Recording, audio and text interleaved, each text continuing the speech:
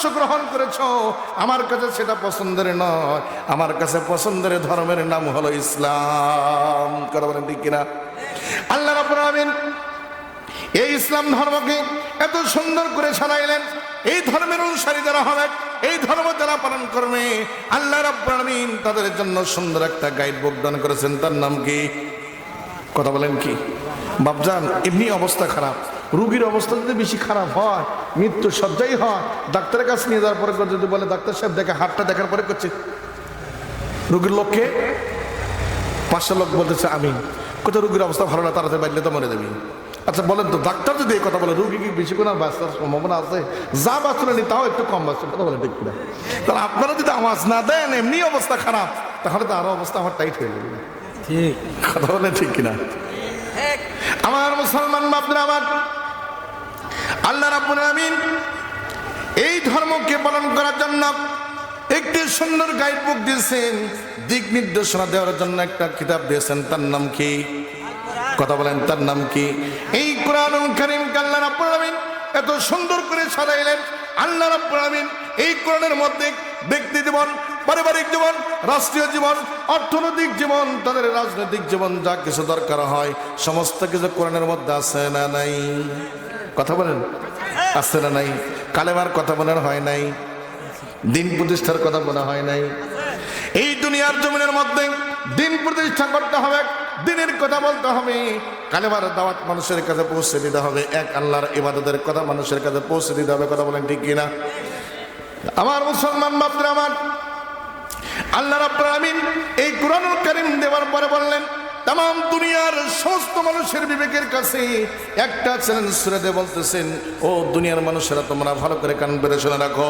আমি তোমাদের জন্য যে কিতাব দান করলাম, সেই কিতাবটা এত সুন্দর করে সাজাইছি, এর মধ্যে কোনো ভুল নাই, এর মধ্যে কোনো ত্রুটি নাই, এর মধ্যে ভুল থাকতে পারে এটাও সন্দেহ করার অবকাশ নাই। আল্লাহ তাআলা সুন্দর করে বলতেছেন, যালিকাল কিতাবু লা রাইবা ফীহি হুদাল লিল মুত্তাকিন।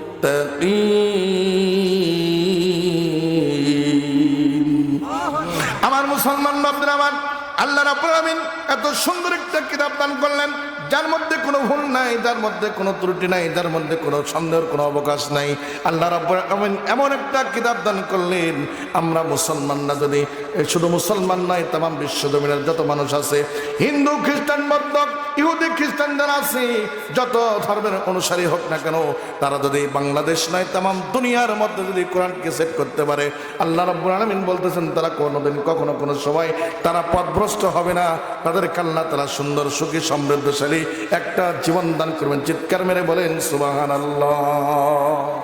আমার মুসলমান বাপরা, আমার এই কোরআনুল কারীম দিয়ে যদি আমরা সুন্দর করে জীবন গড়ি, আমরা যদি সুন্দর করে কোরআন দিয়ে যদি আমাদের ব্যক্তি জীবন, পারিবারিক জীবন, রাষ্ট্রীয় জীবন, অর্থনৈতিক জীবন, আমাদের যদি রাজনৈতিক জীবন যদি সুন্দর করে সাজাইতে পারি, তাহলে জীবনটা কেমন হবে? মুসলমান বাপরা, আমার আমাদের ইসলাম ধর্মের অনুসারী যারা ছিল সাহাবায়ে কেরাম, কথা বলেন ঠিক কিনা?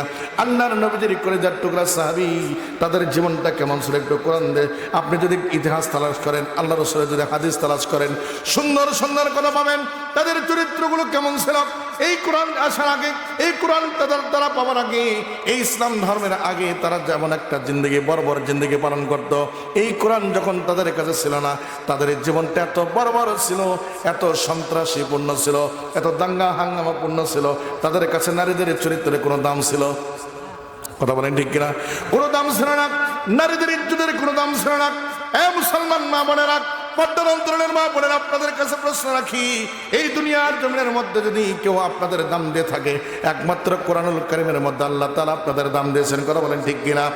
মুসলমান মা বোনেরা, এই দুনিয়ার ধরাধামে, ধুলির ধরাধামে যখন আপনাদের কোনো নাম ছিল না, পরিচয় ছিল না, ইজ্জতের দাম ছিল না, আপনাদের যখন জীবন্ত অবস্থায় কবরস্থ করা হতো, সেই সময় আমাদের কলিজার টুকরা নবীজি মুহাম্মদ রাসূলুল্লাহ সাল্লাল্লাহু আলাইহি সাল্লাম এই বিশ্ব ভবনের মধ্যে মা বোনদের নামটা সুন্দর করে স্বর্ণাক্ষরে ইতিহাসের পাতায় লিখে গেছেন। কথা বলেন ঠিক কিনা?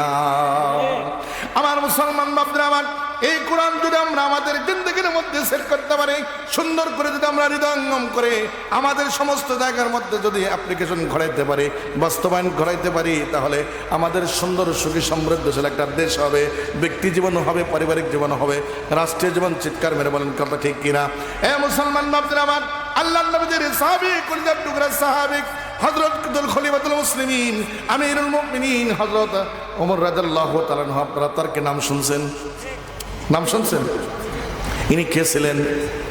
ইসলামের 2 নম্বর